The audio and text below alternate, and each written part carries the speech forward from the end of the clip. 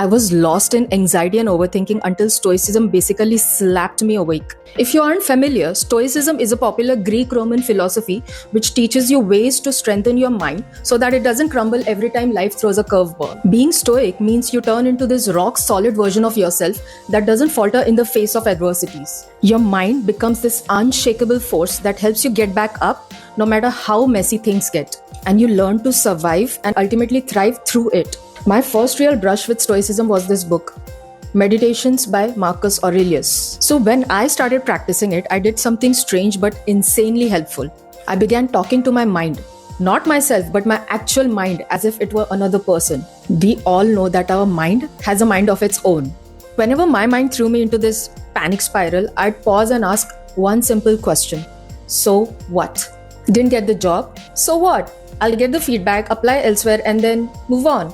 Friends think I'm stupid? So what? Their labels don't define me. I know my worth, and people talk. That's just life. Every time my mind tried to drag me into that overthinking hole, I stayed exactly where I was, saying, so what? What's plan B?